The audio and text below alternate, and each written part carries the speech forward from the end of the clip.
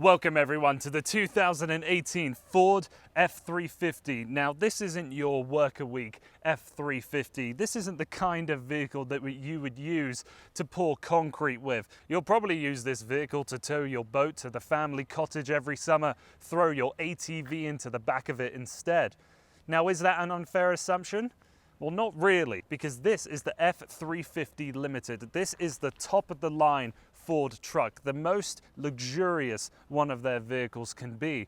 And seeing as this exact truck that we have here is optioned up to $100,000, I don't think it's unfair to assume that's the lifestyle the owner is currently living. So the question I have to face myself is it any good? Well, let's find out here on the Drive Guide.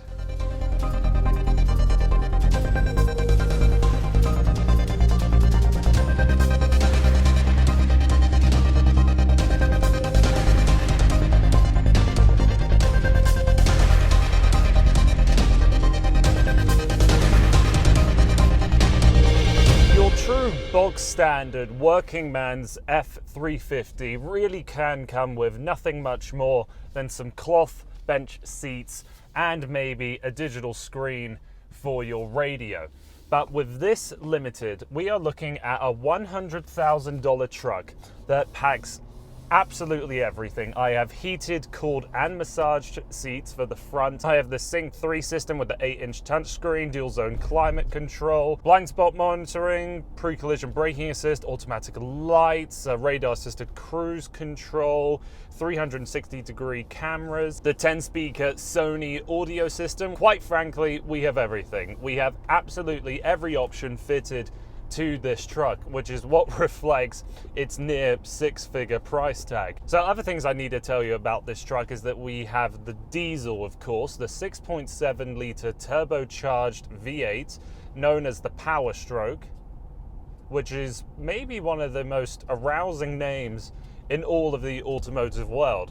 Am I wrong in saying that? Well, I've definitely been wrong before. And this powerhouse of an engine is able to put down 450 horsepower and 935 pound-feet of torque. It has the towing capacity for 18,000 pounds, and then its maximum payload capacity is 4,700 pounds. Honestly, I have no idea why you would want to go with the gasoline engine in a truck such as this, because this diesel suits the character of this kind of vehicle perfectly. The 6-speed transmission is fantastic too. There's never any interruption, and you can always get the power down really easily. So what you want to know is, how is this truck to drive? Well, I'll tell you, it's very good.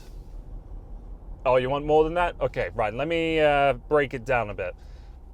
The greatest takeaway of driving this truck is just how easy it is to drive. With the variable steering ratio, this truck doesn't feel as big and as heavy as what it truly is. The engine is relaxed, there is no worries of turbo lag at all. You might be able to hear just a little bit of a diesel rattle when you come to a stop like this and you're pressed up against two other cars. You can hear the noise bouncing off of the cars beside you, but it's in no way crude. The rear suspension for this truck is a solid rear axle, so you're not going to get the greatest ride comfort out of a vehicle such as this. In fact, there's plenty of circumstances you'll find yourself in with rough roads or cracked pavement. The thing really bounces about. It crashes through the chassis. I wouldn't go so far to say that it's unpleasant, despite the fact that this truck does have a larger frontal area than the F-150. Going down the highway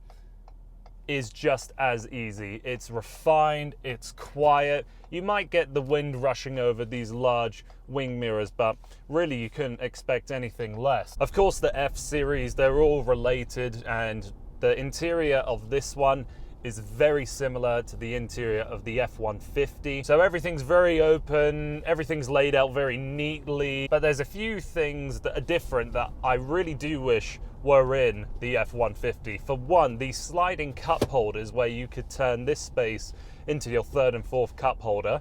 That's really smart. And just where this plastic piece is with the indent of Super Duty, that is actually a secondary glove box. I really like that feature. And also with the limiter, you have this suede-like roof liner, and I'm told that this is the only Ford truck that has it. The lovely color combination of this two-tone leather really works for this truck. You have some wood accents here on the door cards and in the center console. I wish it would extend to other spaces like where that Super Duty logo is. I think that could be a really good place for it. Again, it has the same interior pretty much as the F-150, so there are some problems that remain, and there is no heated steering wheel button physically down here with all the rest of the controls. Although you have some very nice leathers where you rest your elbows and the wheel feels fantastic, you still have a lot of hard plastics remaining throughout the door card.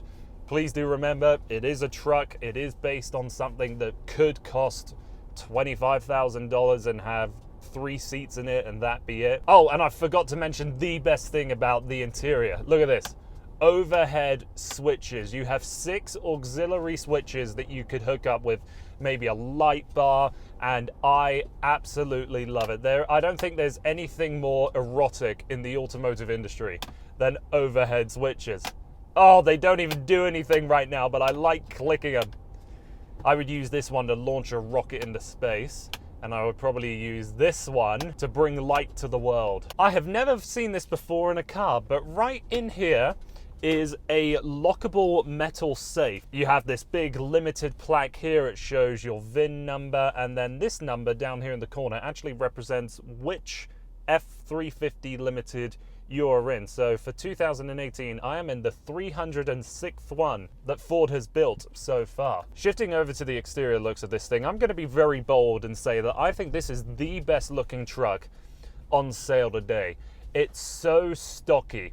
It has bulk to it. It's hard-shouldered. Everything about it is cohesive. The way that the grille integrates into those very squared-off headlights, and the way that the big silver limited bar across the tailgate sort of intertwines with the reversing lights of the taillights, it all lines up so well. It feels like it is part of one cohesive design.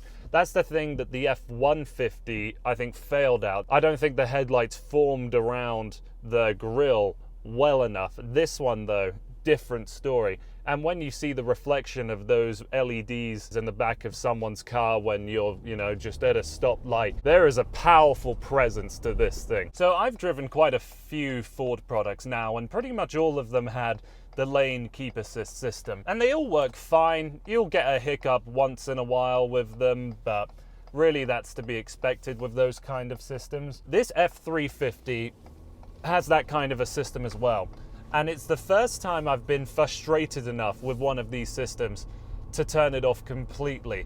I know this is a very wide vehicle, but far too frequently in the first couple of days I was using this car, the steering wheel was vibrating as if I was about to cross the line, but I still had a fair amount of space left. Perhaps this system is a little oversensitive because it is so large of a vehicle that if you stray even a bit over to the oncoming lane, that could cause a very serious crash. But every time that I looked down and that system was going, I still had enough space that there was no concern to it. And it is convenient that there's a simple button up here that you can touch and that problem can just simply go away. The 6 3/4 bed that we have has that easy access step system.